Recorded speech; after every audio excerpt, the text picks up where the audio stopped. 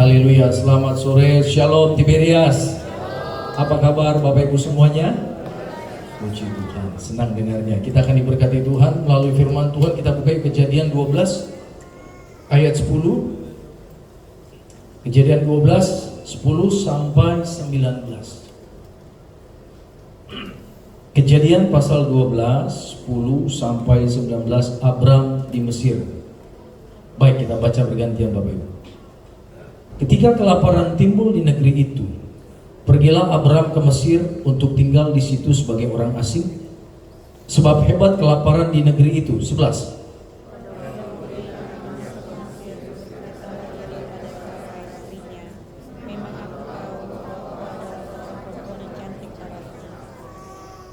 Apabila orang Mesir melihat engkau, mereka akan berkata, itu istrinya.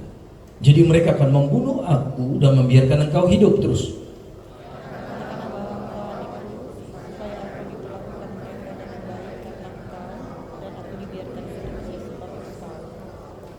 Sesudah Abram masuk ke Mesir, orang Mesir itu melihat bahwa perempuan itu sangat cantik.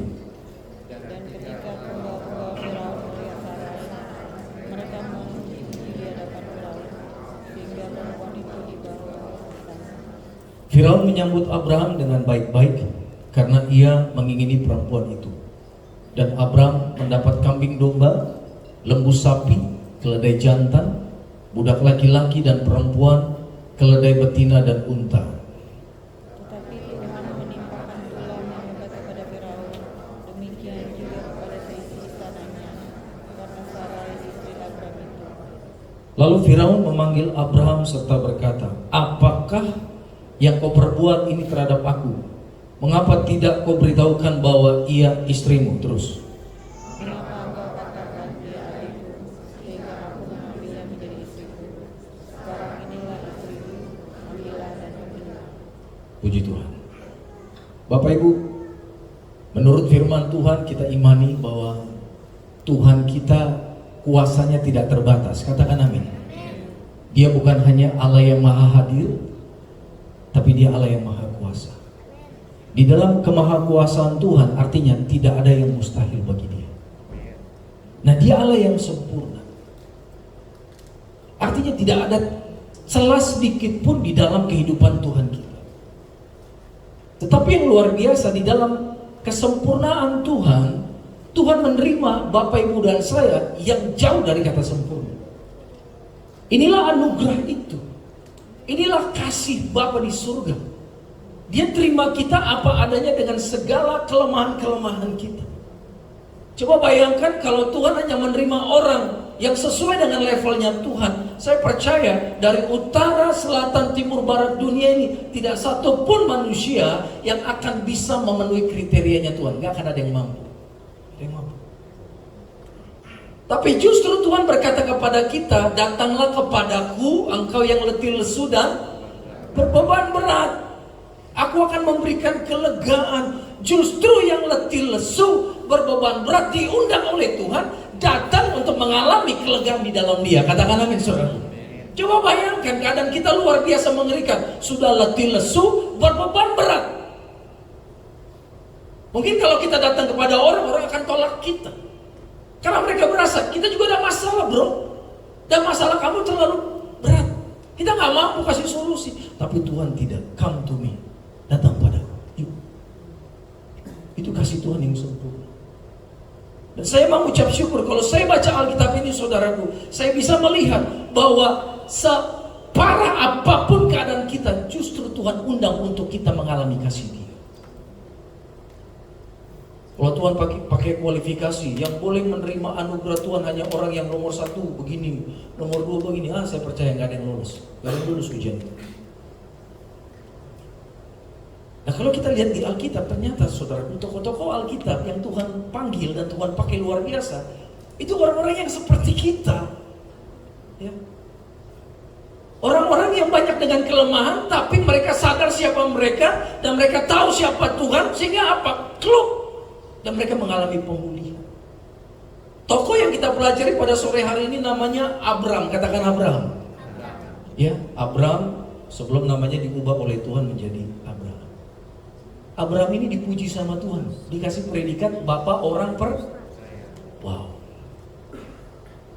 Artinya imannya luar biasa, Bapak orang beriman, Bapak orang percaya. Tapi ternyata orang yang dipuji oleh Tuhan sebagai Bapak orang percaya pernah mengalami gagal di dalam imannya kepada Tuhan.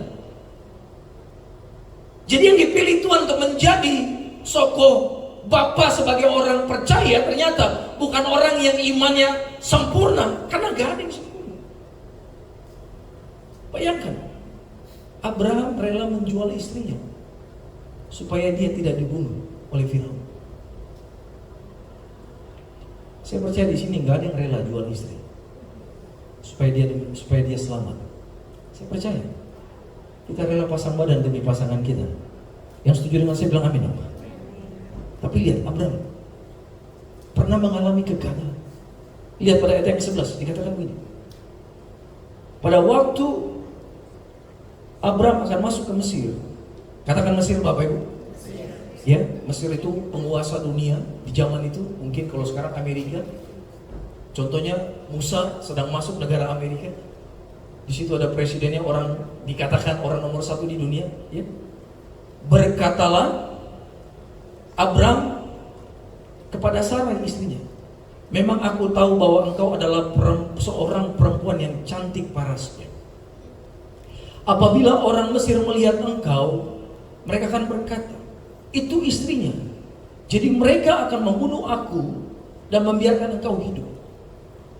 Jadi ternyata ada kecantikan yang mendatangkan berkat. Tapi bagi Abraham kecantikan istrinya ini mendatangkan kutuk bagi dia. Ketika mereka akan masuk ke Mesir, saudaraku, ya, ada perencanaan Abraham, tapi tanpa melibatkan Tuhan. Dia berpikir istrinya cantik nih, dan otomatis Firaun akan mengingini istrinya. Sehingga Bapak Ibu bisa bayangkan ya, cantiknya Sarah ini seperti apa nih? Miss Universe pasti kalah nih, saudara. Ya kan? Gundiknya Firaun itu banyak. Tapi sampai dia melihat Sarai dan kemudian dia jatuh cinta dan mengingini Sarai. Saya percaya saudaraku, ini kecantikan Sarai gak main-main. Saya nggak tahu nih boru apa dia nih. Mungkin dia Sitorus sama kayak saya. Sarai Sitorus, saudaraku. Ya kan? Dan Abraham sadar istrinya cantik. Tapi saat itu kecantikan Sarai bukan mendatangkan kebanggaan bagi Abraham, tapi kengerian. Sehingga dia Bapak Ibu merencanakan sesuatu di luar campur tangan Tuhan. Ini yang bahaya. Jangan pernah Bapak Ibu ambil keputusan apalagi yang berkaitan dengan keluarga tanpa campur tangan Tuhan. Katakan amin. Pasti gagal. Pasti gagal. Kalau Bapak Ibu mau ambil keputusan untuk kepentingan keluarga, pastikan Tuhan ada di tengah-tengahnya. Pastikan itu adalah ide dari Tuhan, bukan kita.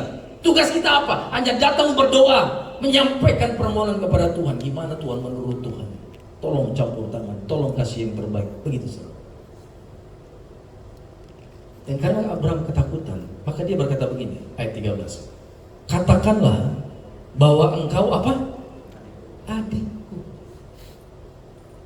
Memang kalau dari sisi lain, Abraham gak salah. Karena Sarai ini adiknya dia. Mereka itu satu bapak, beda ibu, saudara tiri. Kok boleh nikah ya? Ya di zaman itu. Kalau sekarang nggak boleh incest, saudara. Tapi zaman itu diizinkan Tuhan. Ya, sama seperti banyak tokoh Alkitab poligami. Ya Tuhan izinkan karena saat itu penduduk sedikitnya luar biasa. Tapi sejak dalam kasih karunia Tuhan, ya nggak boleh Bapak Ibu. Ya ikuti firman Tuhan, katakan amin. Memang ketika Abraham berkata, dia adikku, nggak salah.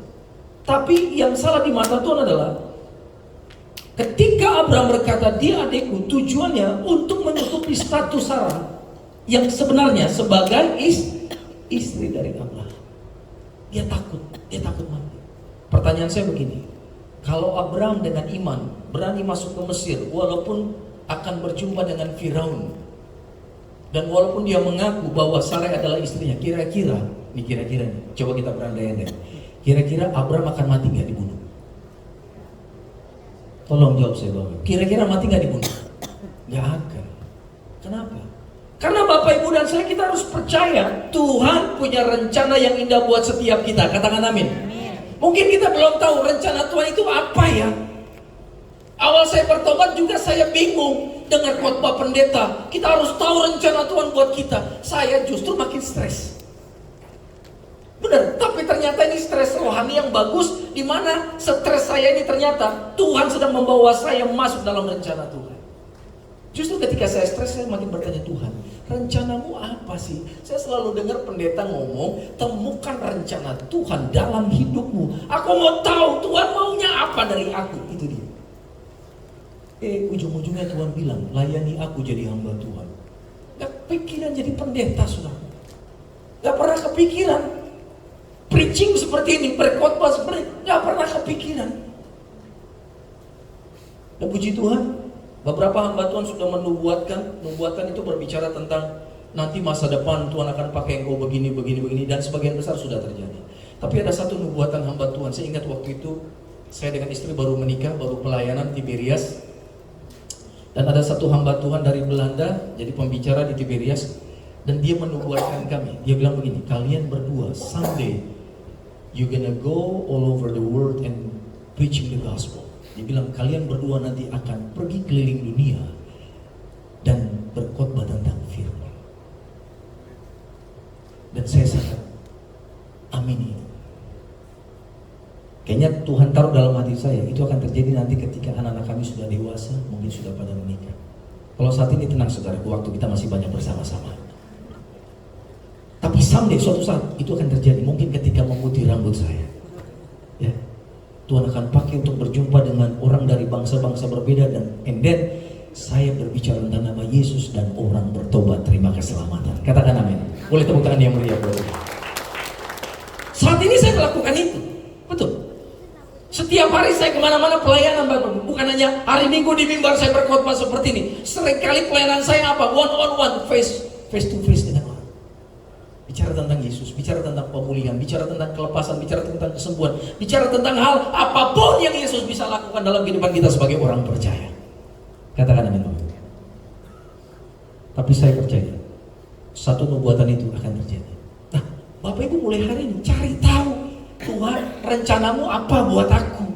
Mungkin sebagian sudah ada yang tahu, sebagian belum. Ya udah doa gampang Bapak Ibu. Sujud di hadapan Tuhan di rumah, tanya Tuhan, Engkau mau bawa aku kemana? Engkau mau bawa pernikahanku kemana? Engkau mau bawa bisnisku kemana? Engkau mau bawa anak-anakku jadi apa di masa depan?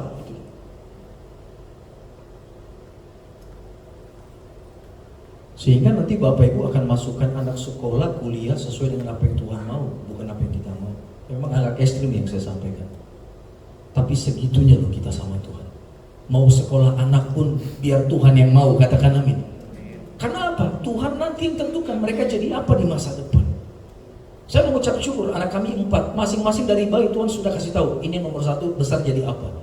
Ini nomor 2 jadi ini nomor 3 jadi ini nomor 4 jadi ini. Jadi kami sebagai orang tua tinggal mengarahkan mereka untuk masuk dalam rencana Tuhan buat hidup mereka. Jangan paksakan, harus jadi dokter. Kenapa? Karena saya dokter. Anak saya harus seperti saya. Padahal Tuhan gak mau dia jadi dokter, jadi yang lain sudah. Bilang amin dulu Bapak Ibu. Ya. Jadi rencana Tuhan besar. Nah sama seperti rencana Tuhan buat Abraham adalah untuk dia memiliki keturunan yang banyaknya seperti pasir di mana di lautan. Lah kalau dia imani rencana Tuhan seperti itu, saya percaya di sini dia tidak akan takut mati. Sama seperti Yesus di dalam perahu bersama para murid, ketika datang badai para murid ketakutan. Benar nggak Bapak Ibu? Ya, para murid membuang air, dibuang air, tapi yang masuk lebih banyak. Dibuang lagi, yang masuk lebih banyak. Sehingga apa? Perahunya mau tenggelam.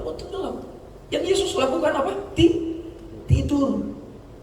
Makanya para murid membangunkan, guru bangun dong. Masa kau gak peduli ya kalau kita binasa? Dengan kata lain begini, ayo bangun bantuin kami timba air, kita mau tenggelam tahu. Kenapa Yesus tidur? Bapak Ibu pernah bertanya-tanya enggak? Gak mungkin orang di tengah gelombang seperti itu bisa tidur. Gak mungkin, mual saudaraku. Dan badan pasti basah kena air. Tapi kenapa Yesus bisa tidur? Yesus menunjukkan bahwa aku tidak akan mati di laut ini tujuan aku datang ke dunia untuk mati di atas kayu salib. Katakan amin. Jadi kalau kita tahu tujuan hidup kita, kita akan tenang. Apapun masalah pergumulan yang sedang kita hadapi saat ini, seakan-akan mungkin Bapak Ibu seperti di padang gurun berputar-putar. Rencana Tuhan masih jauh, engkau masih di sini. Bahkan rencana Tuhan makin lama makin tidak kelihatan. Bahkan kau merasa makin mundur, makin jauh dari rencana Tuhan. Saya mau katakan saudaraku, tetap percaya, someday engkau akan masuk dalam rencana Tuhan yang besar. Jangan kecewa dengan kondisi saat ini.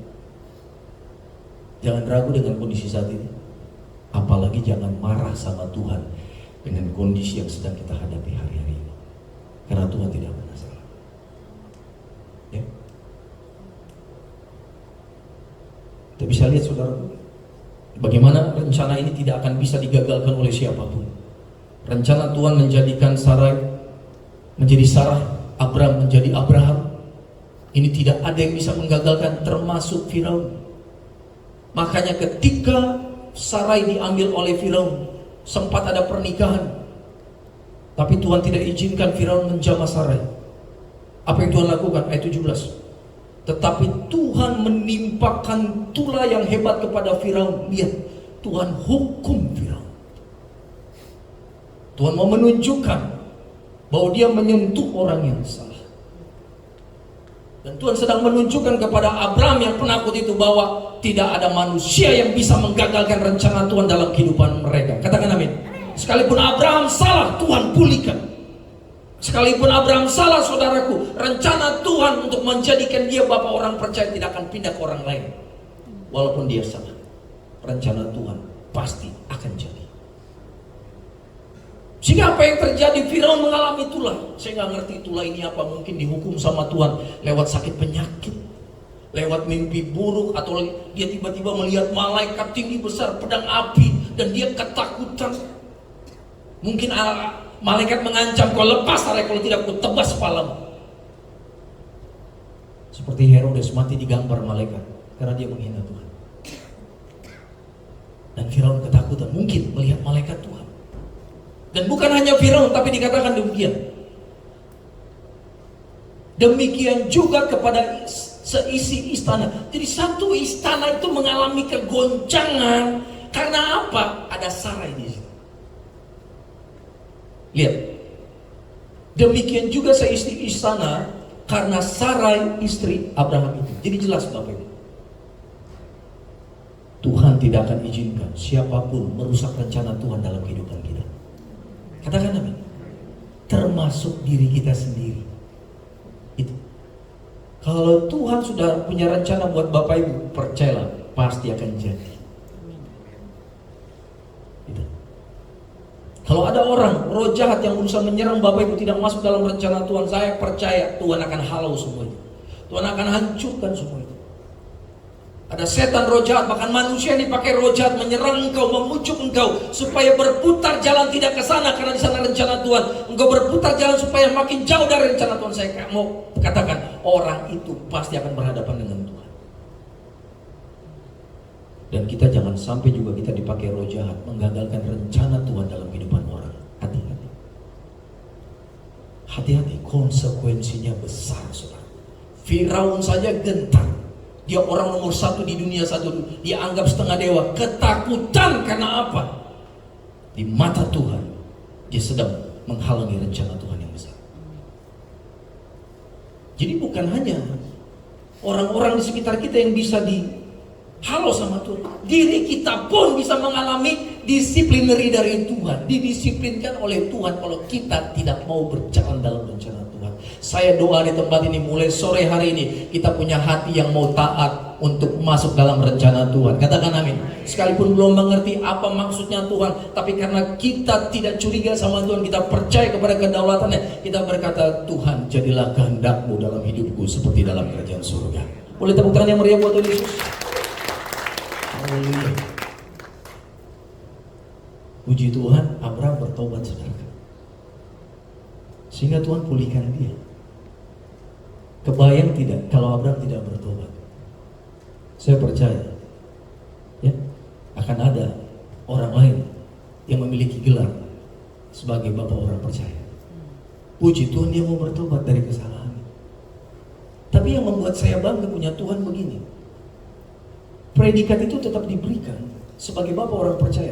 Walaupun dia sempat gagal menjadi orang percaya. Tuhan gak bilang, kamu gagal sih. Atau dia tuh masa lalu kamu.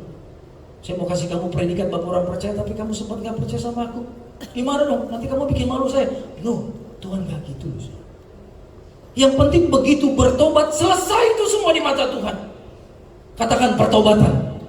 Jadi pertobatan ini membuat murka Tuhan berhenti. Banyak orang Israel Bapak Ibu hidupnya di dalam murka Tuhan. Murka Tuhan itu seperti amarahnya Tuhan. Api ada di atas mereka. Sehingga mereka hidup di dalam kengerian. Ketakutan. Kenapa? Tuhan murka. Tuhan geram. Kayak mungkin kita orang tua. Gitu sama anak kita. Dan ketika orang Israel di dalam murka Tuhan, whatever they do, apapun yang mereka lakukan, gagal. Kalau Bapak Ibu saat ini, akhir-akhir ini kau merasa apapun yang kau kerjakan gagal, hidupmu gak tenang, saya mau katakan, dan kau sudah berdoa, minta ampun sama Tuhan, kayaknya begitu terus, coba doanya gini, Tuhan, mohon belas kasihan. Mohon belas kasihan. Ambil murkamu dariku Tuhan. Itu dia. Kadang ternyata ada murka Tuhan yang belum selesai di hadapan Tuhan. Tuhan belum selesai murkanya, ini harus dipadamkan. Dan dipadamkan hanya lewat satu apa? Pertobatan. Dan saya percaya murka Tuhan terhadap Abraham ini surut. Sehingga Tuhan izinkan maju lagi untuk masuk dalam kerajaan. Di Alkitab ada satu tokoh yang terkenal bahkan hingga detik ini, bahkan kuburannya ada. Kalau Bapak Ibu ke Israel ada kuburannya, itu Raja Daud. Siapa dia? Raja Daud. Bapak Ibu tahu tidak? Daud ini orang yang sangat diurapi Tuhan. Sampai mulut beruang pun dia robek. Manusia nggak mungkin bisa robek mulut beruang. Walaupun mungkin sekelas Adirai yang badannya besar berotot, tidak mungkin bisa merobek mulut singa atau mulut beruang, tidak akan mungkin. Kalau sampai Daud bisa merobek mulut singa dan beruang, itu pasti karena bukan hanya ada tenaga dia, tapi ada urapan dari surga. Amin. Ada urapan Tuhan dalam kehidupan dia. Dan urapan itu pasti turun kalau dia intim dengan Tuhan. Artinya dia sebagai raja plus sebagai imam bagi orang Israel. Makanya kalau dia perang, dia gampang. Tuhan, perang gak? Perang anakku. Menang gak? Menang. Berapa tentara yang kubawa Tuhan? Ngomongnya tuh begitu, kayak benar-benar sama temen. Bawanya gak usah banyak-banyak, sedikit aja. Nanti aku yang berperang, aku akan lawan, aku akan hancurkan musuh. Kau tenang aja, kau pasti menang. Keintiman seperti itu yang dimiliki oleh Daud. Tapi ternyata urapan yang besar yang dimiliki Daud tidak menjamin dia tidak jatuh dalam dosa. Bapak Ibu tahu tidak? Dosanya Daud ini sebenarnya kalau dikhotbahkan ini berat, saudara. Khotbah yang berat. Karena dosanya Daud ini aib. Dan saya suka dengan Alkitab. Karena apa? Di Alkitab bukan hanya diceritakan tentang yang baik-baik, yang jelek pun terbuka transparan. Katakan amin. Tujuannya supaya kita belajar tidak jatuh di dalam dosa yang sama. Daud kurang diurapi seperti apa? Kalau Daud ada di zaman sekarang, saya percaya dia akan jadi pendeta besar, di mana dia pelayanan, begitu banyak mujizat akan terjadi. Urapan Tuhan tercurah dalam kehidupan dia. Orang-orang yang peka akan hadirat Tuhan, orang yang tahu bagaimana cara menyenangkan Tuhan. Bayangkan ketika Saul sedang kerasukan setan, dia cukup main musik, setannya keluar. Ini urapan besar, saudara.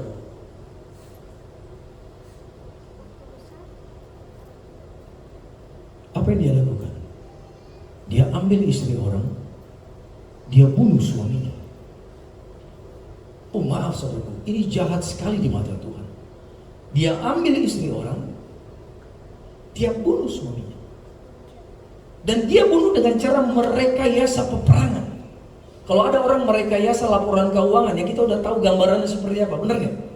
Rekayasa laporan keuangan nanti ada laporan keuangan yang sungguh, yang benar, yang aktual, ada yang fiktif. Seakan-akan on paper di atas kertas keuangan baik-baik saja, tapi sebenarnya amburadul saja. Nah kalau rekayasa peperangan begini, Daud mengutus Uria pilihlah suami dari perempuan ini untuk pergi berperang di garis paling depan. Karena apa? Kemungkinan matinya cepat. Padahal dia adalah perwira, salah satu perwira yang menjaga Daud. Dari mana saya tahu? Karena rumah dia dekat istana. Mungkin pas pampres kan. Dari mana saya tahu rumah dia dekat istana? Alkitab berkata, ketika Daud sedang santai di soto istana. Soto itu mungkin seperti balkon istana. Di lantai 2, 3, 4, dia lagi santai. Tiba-tiba dia lihat istri orang lagi mandi. Artinya kan rumahnya gak jauh. Yang setuju bilang amin dulu. Artinya kan ini orang penting di dalam militer orang Israel. Ini tentaranya pasukan khusus Daud. Kalau perang, mungkin ini bagian strategi, nggak mungkin di depan. Yang di depan tuh maaf ya, yang pangkatnya rendah-rendah. Tapi karena Daud mau supaya Uria ini mati, karena apa? Supaya dosanya tidak ketahuan, dikirim di pasukan depan. Tapi Daud berpikir, kesalahan dia mengambil istri orang, dia pikir nggak ada yang tahu. Dia pikir Uria nggak tahu. Memang Uria nggak tahu, tapi dia lupa Tuhan tahu. Sehingga apa yang terjadi? Berkali-kali Daud kirim Uria perang di barisan depan, nggak meninggal, nggak terbunuh. Sampai Daud stres. Sampai akhirnya Daud bilang begini, udah pulang aja dulu kamu, cuti perang. Dia bilang, aku nggak mau, aku ini komandan, aku punya pasukan, aku tidak akan biarkan pasukanku berperang sendirian. Tapi Daud bilang, udah nggak apa-apa, cuti aja. Akhirnya dia cuti ke rumah, dia cuti pulang, saudara. Tapi yang luar biasa, begitu dia pulang, dia tidak mau pulang tidur di rumah bersama istrinya. Daud bilang, udah pulang, tidur sama istrimu. Dia bilang, no, saya gak mungkin tidur di kasur yang empuk sementara anak buah saya mempertaruhkan nyawa di medan perang. Ini orang yang satria, orang yang mengasihi raja Daud. Tapi justru Daud makan dia. Daud mau bunuh dia tanpa dia sadar. Sampai akhirnya Uria mati di medan perang itu, saudara. Kenapa Daud berusaha untuk bawa dia, udah ke rumah aja, tidur dengan istrimu. Maaf ya, karena istrinya udah hamil. Dia berusaha bilang, pulang, tidur dengan istrimu. Supaya kalau dia dengar istrinya hamil, dia pikir itu benih dari dia. Jadi Daud berusaha menutupi kesalahannya dengan pembunuhan. Ini jahat luar biasa di mata Tuhan. Kalau ada sinetron pasti laku, saudara, tentang ini. Ibu sutradara, jangan. Ini mengerikan, saudara. Benar. Saya membayangkan kisah Daud ini mengerikan. Saya mau tanya, dosanya besar nggak? Tolong bantu saya. Dosanya mengerikan nggak ini? Mengerikan, saudara. Mengerikan.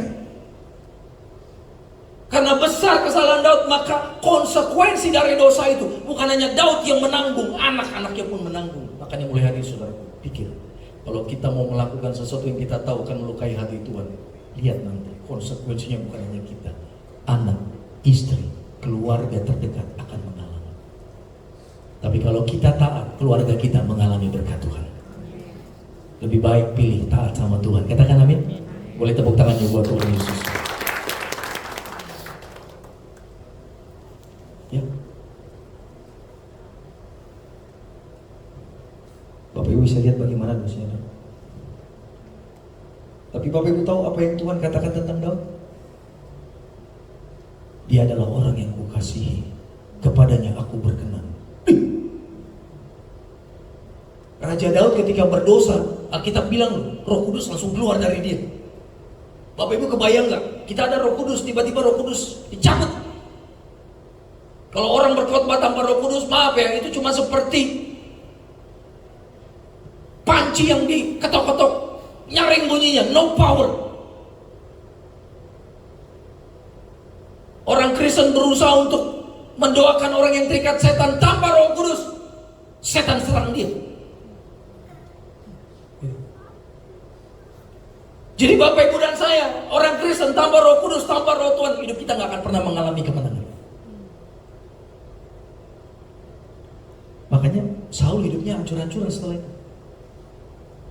Tapi yang membuat kita harusnya bertanya-tanya, Kenapa dosa Daud yang beratnya sama seperti dosa Saul, tapi Daud tetap disayang sama Tuhan? Itu kita harus belajar. Ternyata Daud tahu, saudara, bahwa ketika hidupnya hancur, tempat satu-satunya untuk dia bisa mengalami pemulihan adalah datang di dalam pertobatan di hadirat Tuhan. Ini yang Daud lakukan, dan ini tidak dilakukan oleh Saul. Ketika Saul berdosa, dia mengeraskan hatinya, dia lawan Tuhan. Salah. Kita ini manusia tempat salah. Yang setuju dengan saya katakan amin. Betul. Bisa aja lo kita baru ibadah nih keluar, ngomongan kita udah salah. Kita baru aja ibadah di luar, pikiran kita udah salah. Bahkan perbuatan kita udah salah, sampai di rumah udah salah. Udah 1, 2, 3 dosa yang kita lakukan. Nah, kenapa Tuhan hatinya terpikat kepada Daud?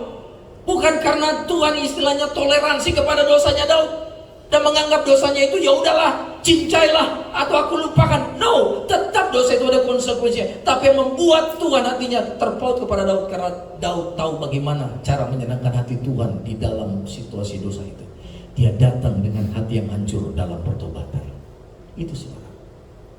Kalau kita sudah tahu akhir-akhir ini justru kita sedang jatuh di dalam dosa, jangan lari dari Tuhan, datang di dalam pertobatan. Amin.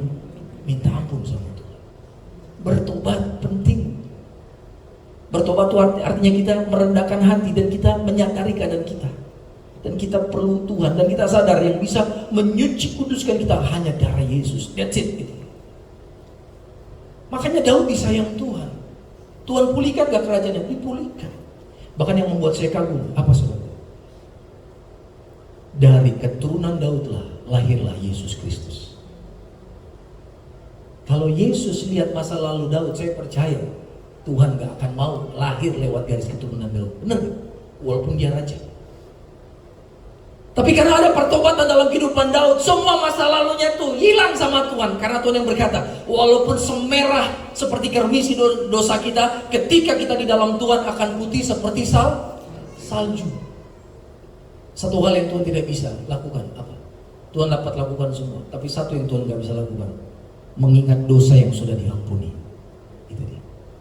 Jadi kalau Bapak Ibu sudah bertobat minta ampun sama Tuhan, Tuhan anggap nol, mulai dari nol ya, SPBU saudara. Gak diingat-ingat. Mungkin ketika kita melukai pasangan, dia akan ingat sampai selama-lamanya. Walaupun dia bilang, aku sudah mengampuni, tapi ini gak akan ku lupakan. Kan banyak yang bilang gitu ya, aku ampuni kesalahan, tapi tidak akan pernah ku lupakan. Itu dia. Karena aku manusia, dia bilang, gak bisa lupa. Tapi kalau Tuhan akan melupakan semua yang sudah kita datang kepada Tuhan dalam pertobatan. Bahkan kalau Bapak Ibu nanti belajar di rumah, dalam Matius pasal 1 itu bicara tentang silsilah Yesus. Artinya nenek moyangnya Yesus. Salah satu nenek moyang Yesus itu namanya Rahab. Bapak Ibu tahu siapa Rahab? Ada yang tahu? Maaf ya, dia ini pelacur saudara. Di kota Yeriko, Rahab ini pelacur. Bayangkan Yesus mengizinkan, katakan mengizinkan dirinya lahir dari nenek moyang, salah satunya Rahab. Bukan Tuhan gak tahu, Tuhan tahu. Tapi kenapa Tuhan mengizinkan lewat Rahab? Karena Rahab sudah hidup di dalam pertobatan. Itu. Jadi mau seburuk apapun masa lalu kita, asal datang kepada Tuhan. Aduh, Tuhan yang saya kenal saudaraku, Yesus yang saya layani sekian puluh tahun, Yesus yang saya cintai adalah Yesus yang penuh dengan belas kasihan. Di dalam dia selalu ada pengampunan, katakan amin. Di dalam dia selalu ada kesempatan, dan di dalam dia ada rencana yang besar bagi kita. Mungkin saat ini kita di sini, rencana Tuhan di situ. Saya mau katakan, imani, someday, soon or later, cepat atau lambat, Bapak Ibu akan masuk dalam rencana Tuhan yang besar. Siap diberkati Tuhan luar biasa? Boleh tepuk tangan sekali lagi yang meriah buat yang kita. Haleluya, haleluya. Terima kasih Tuhan Yesus buat sabda firman yang telah Kau sampaikan buat setiap kami gerejamu, anak-anakmu di sore hari ini. Saat ini Tuhan kami rindu diberkati dengan tubuh dan darah Tuhan Yesus. Sebagai ucapan syukur, kami juga rindu membawa persembahan kami yang terbaik. Ajar kami membawa dengan sukacita. Di dalam nama Tuhan Yesus, Bapak Ibu dan saya yang siap memberkati pelayanan gereja Tuhan di tempat ini, mari semua bersama-sama kita katakan